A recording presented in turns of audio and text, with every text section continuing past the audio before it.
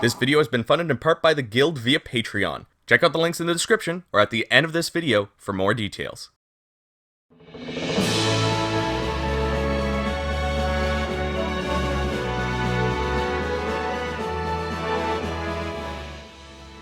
Hello everyone, my name is Gildart and welcome back to another Pros vs. Cons review. I know Hyrule Warriors came out before Fire Emblem Warriors, but I want to save that for last this time around. I honestly didn't have much experience with the Fire Emblem franchise before the Warriors game came out, but when it was first announced, I was so hyped. Fire Emblem has been around for a very long time, almost as long as Zelda, so the fact that we got a Warriors game not only makes sense for the setting, but also makes sense for the fandom. The first game was released on the Famicom on April 20th, 1990. This first entry didn't make its way to the West officially until December 4th, 2020. Wow, over 30 years later. Luckily, we didn't have to wait 30 years to get some Fire Emblem goodness, as we got our first Western release on the Game Boy Advance back on November 3rd, 2003. In fact, the first time we ever saw any Fire Emblem characters was in Smash in 2001 with Marth and Roy. I didn't play a Fire Emblem game until Fire Emblem Heroes on mobile in 2017, which is the same year that we got this Warriors game. I have since played Three Houses, which was an amazing experience, and now that makes me want to go back and experience all the Fire Emblem games in the collection that I never got to play. I have also bought more Fire Emblem games since playing this Warriors title. So if I got into the Fire Emblem franchise through this Warriors game, it must be good, right? Well, before we get into the meat and potatoes of the video, don't forget to give this video a like, comment with your thoughts below, and of course subscribe if you haven't already. Anyways, now it's time to find out if Fire Emblem Warriors is really a good game with the first Pro. Alright folks, let's talk about the most important part of a Warriors game, the gameplay. This game plays like any other Warriors game where Y is your normal attack, X is your strong attack, A is your Musou, and B is dodge. L is your guard, R is your awakening, which is similar to a rage attack in Dynasty Warriors 5 and 8, or the spirit gauge from Samurai Warriors 3 and 4. LZ locks on to the enemy, and RZ brings up a menu of different functions that you can do. This very much feels like a modern Warriors game where every moveset is flashy and takes out chunks of the enemy army. It's not uncommon to finish a stage with 2,000 to 3,000 kills. I know some Musou purists don't like that. They want the slower combat where getting 1,000 kills is an actual achievement. But my god, this is flat out fun. And that's the main thing that matters when it comes to the gameplay of a Warriors game. What I really like is how this is similar to Samurai Warriors Chronicles, where you take up to 4 characters into battle and can switch freely between them all. But what's added to this for Fire Emblem Warriors is that you can pair your characters together. While paired, you can switch between your paired characters. You can also build up a support attack meter where your paired character will come out and attack the enemy, opening up their weak point. They will also appear to block enemy attacks every now and then. If you have a full Musou gauge with both characters, they will attack together. As you do various actions, you'll increase the bond between these characters. You can also pair up with some of the NPCs on the map, but you won't be able to switch between these characters if you're paired with an NPC. Going back to the weak point thing, sometimes an enemy will use an attack that will also open up their weak point. You can also open up their weak point using certain attacks that make the enemy stagger. If you deplete their weak point meter, you'll do a rush attack that delivers massive damage. What you'll also need to think about is something that comes hand in hand with the Fire Emblem franchise, and that's the weapon triangle. Though it's kind of more like a weapon pentagram with swords, spears, axes, bows, mages, and monsters. Wait, that's 6 points. A weapon star of David? This is fairly similar to the weapon affinity we saw in Dynasty Warriors 8, except on crack. There are 3 stages to the effectiveness of a weapon: effective, slightly effective, and super effective, as well as the opposite. There is a more rare 4th stage on both ends that's supposed to instant kill. The instant kill is usually a skill on the weapon, or a weapon type that gives it an advantage against a specific type of unit. As an example, bow and arrows will almost instant kill a Pegasus or Wyvern Rider. This is what makes swapping paired characters really important. It's good to go into battle with a good mix of weapon types. If you've been wanting a little extra strategy in your Warriors games, this might just be what you're looking for. But this does have something that plagues a handful of Warriors games. This con can be said about Arslan, Dynasty Warriors 2, 6, 7, and 9, and can be said about the upcoming Samurai Warriors 5. If you're a fan of Musou games and know these titles, you've probably already deducted what I'm talking about. Clones. The community has been quite vocal about cloned movesets and characters in various Musou games. They usually either tend to be the most disliked or the most divisive titles in the franchise. There are only a handful of unique movesets, those being Corrin, Xander, Lissa, Frederick, Tiki, Azura, Oboro, Lind, and Olivia. Most other movesets are shared between two characters. Rowan and Liana share movesets because they're the main characters, and that kind of makes sense, I can excuse that. Ryoma and Owain share a moveset, Camilla and Minerva have the same axe-wielding, wyvern-riding moveset, Chrom and Lucina have the same attack combo, Lynn and Navarre share a moveset, while Martha and Cecilia share a moveset, Leo and Elise are the same mounted mage moveset, Robin and Tharja are the same moveset, though Tharja has one charge attack that's a little different. Then there's Hinoka, Cordelia, and Kaeda, who all have the same Pegasus Spear moveset. Finally, there are the archers, Takumi, Sakura, Anna, and Niles. So there's only 9 unique movesets, but 19 movesets in total from 32 characters. But the thing is, Azura, Oboro, Lind, Olivia, Owain, Minerva, Navarre, Tharja, and Niles are all DLC characters. So before the DLC, Ryoma, Camilla, Lynn, and Robin were unique movesets. Even though we got 4 new individual movesets, we lost 4. Unique movesets were still 9, though we only had 15 movesets total from 23 characters. Owain, Niles, Oboro, and Navarre were also unique NPCs through the base game story, but I don't know why they kept them as clones, especially when you look at Minerva and Tharja, who weren't in the base game to begin with. Why would you make them clones when you have the opportunity to make them unique and worth the money of buying the DLC? Then we have to go back to talking about the twins, Rowan and Liana. They are literally the same character. With the exception of their hair and some slight differences to their clothing and stance, they are the exact same character. More than just being cloned movesets, the only real difference between the two, other than the minor differences that I mentioned, are their personalities, which once you get through the story, you don't see much of that anyways. I know they're pretty much supposed to be a self-insert character, but this suffers from Professor Oak syndrome. Are you a boy or are you a girl? I don't care. It really doesn't make a difference. Here's a sword. Go kill things. Pro. Holy sweet mother flag!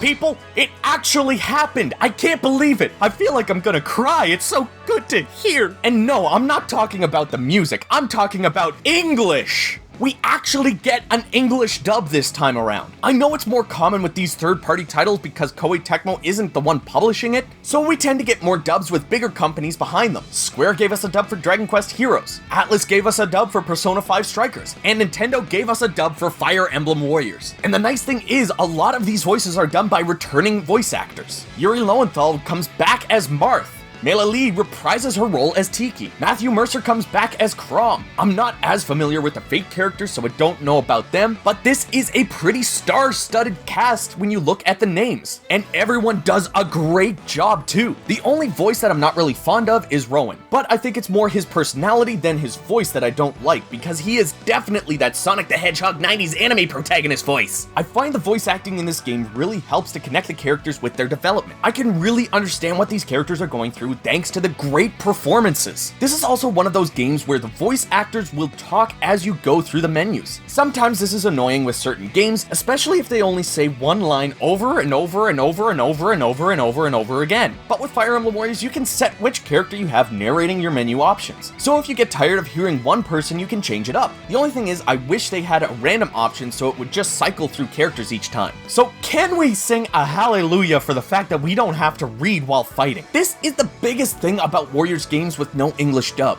I love the fact that not only I can understand what these characters are telling me to do on the battlefield, but I'm also able to connect with them more because they're providing the context of their emotions through the way that the actors provide their lines. Thanks to the great cast, I can really enjoy even the most casual of sit-downs with this game. One thing I can't enjoy about this game is the story. It is super meh. Not so much that it's utter trash or anything like that, I just think there are ways that it could have been improved. Can I just say that we need to stop making world-combining stories where all the characters have to figure out that they're from a different world and they need to make their way back? This sort of story is super cliched and overdone. I think it's time that we see an adaptation of these characters in a world where everyone has been existing already. We don't need these characters to be like, oh, we come from different universes, isn't that weird? I really like it when a story takes already established characters from a different world and puts them into a new world where these characters already know of each other. Kind of like an alternate universe. But that part of the story is really plot B. What plot A is, and there are spoilers coming up, so if you don't want any of Fire Emblem Warriors story spilled, skip ahead. But plot A has to do with Rowan and Liana. They are training with a childhood family friend, Darius, when their castle gets attacked by monsters. They escape, but they have to leave their mother behind. Before leaving their mother, she gives them a shield with 5 holes in it. They are tasked with finding the 5 heroes who possess gleamstones that power the shield of heroes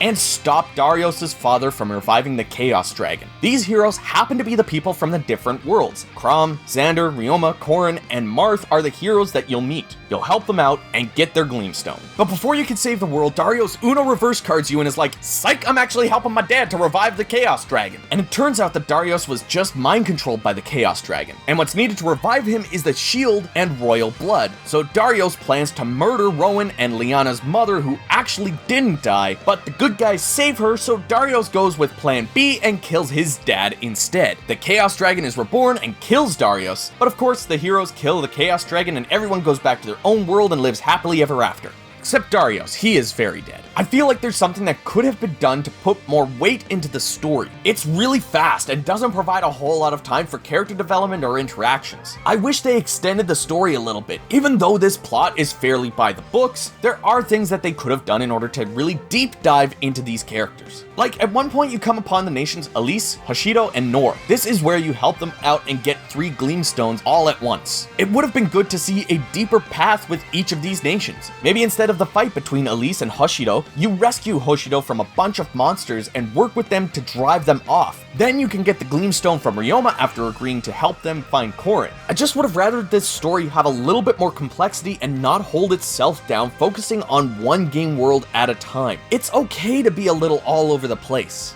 At least that's what I tell myself. Pro. Now, there's a few small details that I really like about Fire Emblem Warriors. First of all, even though the story doesn't provide much time to really dive into character interactions, you will get that in the rest of the game. I mentioned it earlier that you can increase your bond between characters by pairing them or being near them when you do certain things like take over a base, use certain abilities, or kill an enemy officer. But as you build those bonds, not only will you get items with each rank up, but once you reach a certain point, you'll unlock a small conversation between the 2 characters talking about how close they've gotten thanks to everything. When this first happened to me, it was Lissa and Cordelia. They were talking about how much they enjoyed each other's company and how they wish they were more like each other. It was adorable, and you can't change my mind. Plus, you'll even get special lines depending on which characters you have paired up. These little details add a lot to the personality of the game. Can we also mention the cel-shaded graphics? I know I usually mention the looks of a game as a pro in and of itself, but I don't think this does anything new. It's more the atmosphere that the cel-shaded graphics provides. The anime style allows for more emotion to be portrayed in the characters' facial expressions. I actually quite enjoyed watching the cutscenes again to get footage for it. It kinda makes me want a Fire Emblem movie done in the same animation style as the Lupin the Third and Dragon Quest movies. That would be so dope. I don't want to, but I have so many little nitpicks to mention with this game, like just how the badge market is just annoying. I know I'm reviewing this before Hyrule Warriors, but I do have to mention how good that was. All of the badges could have been seen quickly, so if there was one that was available, you would just go in and get it. But with Fire Emblem Warriors, it's zoomed in and you have to scroll down to check if there are available badges. I also don't like the way that history mode is done. On each map, there is a wide range of different difficulty stages. You'll have a few below level 30 on each map. Then it goes up to past 100 sometimes. The main reason I don't like this is that it takes so long to complete one map, unless you focus on a handful of characters to level up, but that's not the way that I play my Warriors games. I much prefer keeping everyone around the same level and mixing up who I'm playing as. There are a couple of characters that are only unlocked by completing certain maps, and I haven't unlocked those characters for that reason. I wish the first map was all easier stages and that the last map was all harder stages. That way you can progress through history mode without bouncing around between the different maps. I can see the DLC maps having the wide range because they come after all the maps you've completed already and can be useful for new players too. Speaking of DLC, I don't think Nintendo and Koei Tecmo really dived into what's available to them. Like, how do we not have Byleth as a playable character in Fire Emblem Warriors along with coinciding history maps to help promote Three Houses? I would have paid money for that. Considering Koei Tecmo helped with Three Houses, doing something like this would have been more than free advertisement. It would have been fans paying for advertisement. You wouldn't need to have the other characters in the game, just have Byleth finding him or herself in the Warriors world world and need to find their way back. You could include both male and female Byleth and a bunch of different challenges. That's it. And while we're talking about including people in missed opportunities, why isn't Darius playable? I did read somewhere that he was going to be made playable in a DLC pack with new scenarios that follow a story based on him. But seriously, he should have been in the base game. Pretty sure his moveset is just a clone of Rowan and Liana's, so why could he not be put in the game? They could have just added him in a free update and not do those story scenarios. Then there are two big characters that are so well known outside of Japan. Roy and Ike are not in this game.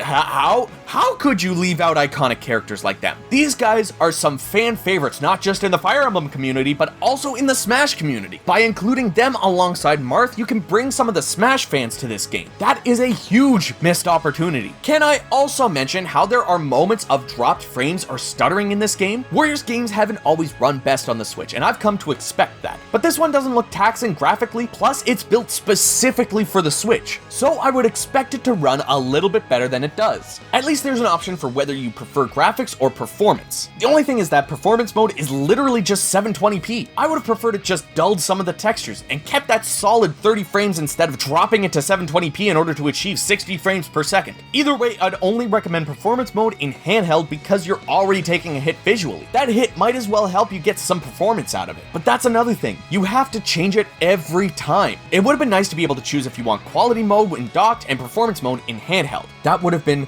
so much better.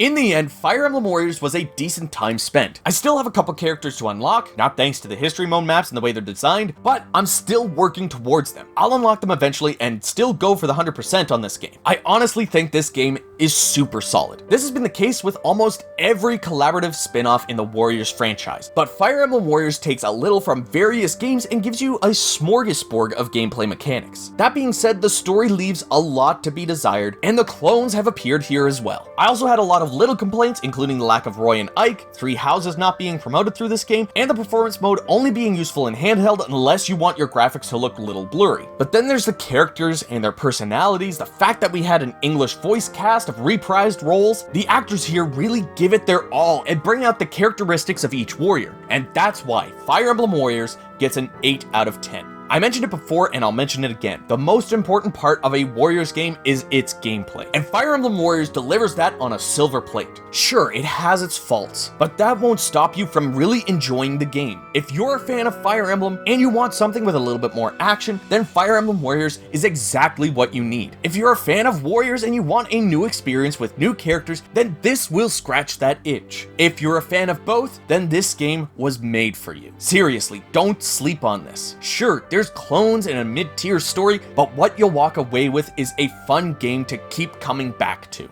Anyways, everybody, thank you so much for watching my review of Fire Emblem Warriors. If you enjoyed this video, give it a like and subscribe for more. I had so much fun recording the gameplay for this video that I actually just kept playing it when I was done.